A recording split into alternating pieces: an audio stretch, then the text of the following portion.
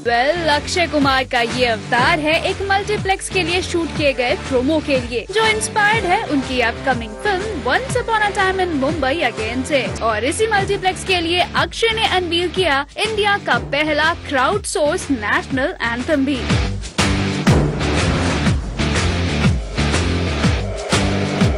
लेकिन ribbon cutting ceremony के बाद इस इवेंट में भी पिछली बार की ही तरह अक्षय को घेर लिया मीडिया के तीखे सवालों ने, जो जुड़े थे स्पॉट फिक्सिंग से लेकर once upon a time in Mumbai again में उनके अंडरवर्ल्ड रोल को लेकर।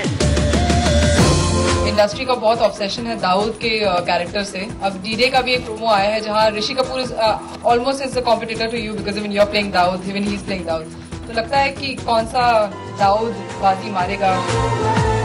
प्रोमो की स्टार्ट में देखा है कि स्टेडियम है, जो हॉट टॉपिक इस वक्त बना है spot fixing, and that is right front of start of your promo. So like क्या देखने मिलेगा एंड व्हाट्स योर रिएक्शन होगा? एज यूजुअल पिछली बार की ही तरह इस बार भी अक्षय ने स्पॉट फिक्सिंग रिलेटेड सवालों को इग्नोर करने की कोशिश की। फिक्सिंग में सबसे बड़ा नाम निकल कर बाहर आया वो Bindu Dara Singh, and you work with him, so कैसा लगता है जब आपको लगता है आपका कोई क्लोज फ्रेंड या क्लोज जिसके साथ आप काम कर चुके हैं, he is involve in this?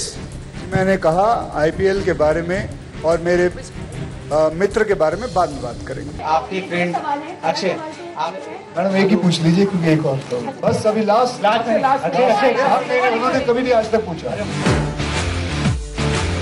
आपने थोड़ा ट्विस्ट कर गए थे। हाँ तो ट्विस्ट ही करूंगा ना, क्यों? तुझे सीधे देने मैं जरूरी समझता हूँ। मैंने बोल दिया भाई, ट्विस्ट कर लिया, मेरा मन है, मेरा इंटरव्यू हो रहा है भाई।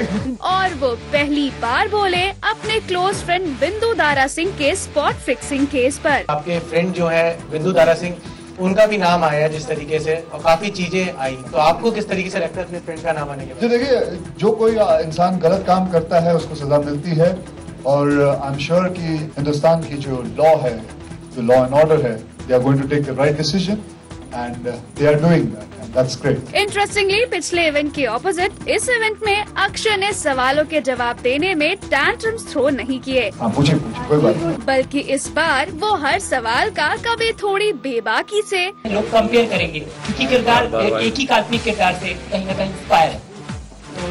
ये इंस्पायर की बात मैं नहीं जानता, मैं सिर्फ इतना जानता हूँ कि ये शोएब का कैरेक्टर है जो मैंने फर्स्ट में देखा था, उसको ही मुझे प्ले करना था, उसको ही कैरी फॉरवर्ड करना था, बस इतना ही। तो कभी थोड़े फनी मूड में जवाब देते हुए नजर आए। किसी को कुछ पूछना है और 100 मिनट और है जी, पहले कोई पूछने को तैयार नहीं।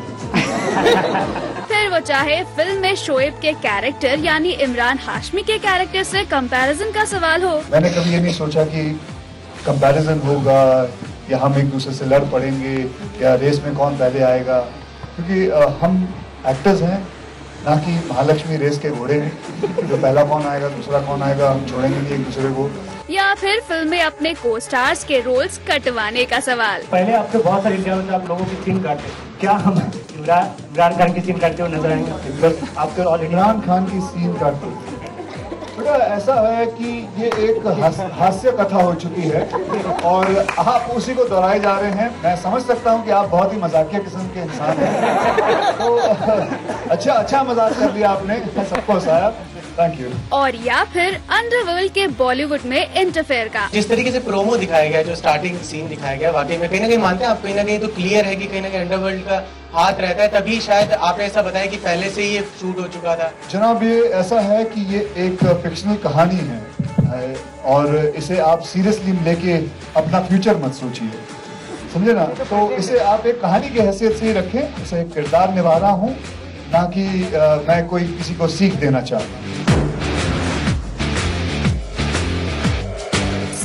ऑल अक्की इस बार थोड़े बदले से नजर आए। अगर आप ध्यान से देखोगे तो मेरे चेहरे पे एक रौनक सी आ जाती है एक विलन का रोल खेलने से, क्योंकि हीरो बेचारा जो होता है पहले बेचारा गरीब पैदा होता है, एक तो सबसे बड़ी पुरानी प्रॉब्लम है उसकी, और फिर जब जैसे जैसे बड़ा होता है तो उसको परिवार से काफी तकलीफें होती हैं, माँ की तकलीफ, बहन की तकलीफ, और फिर गर्लफ्रेंड से तकलीफ, सोसाइटी से तकलीफ, बेचारा करते ऊपर आता है।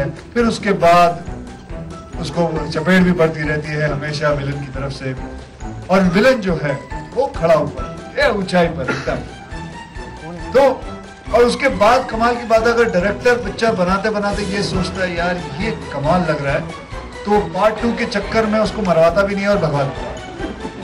तो I think that larger than life character, villains character, I have really enjoyed it. Well, तो कुछ यूं खिलाड़ी कुमार ने अपने चार्म का सहारा लेकर कंट्रोवर्सी से बचते बचाते मीडिया के सवालों को फेस किया। आई थिंक अपॉर्चुनिटी जाने देनी चाहिए, उसे पकड़ लेना चाहिए। ये मेरे को ज्यादा अच्छा। We like it. Hope you did too. किसी को कुछ पूछना है? हाँ पूछे, कोई बात नहीं। पहले कोई पूछने होते यार नहीं। पर इसके पहले वाला भी काफी हटके था। हटके था, लेकिन ये उससे भी ज्यादा हटके। मौली सिंह, मुंबई।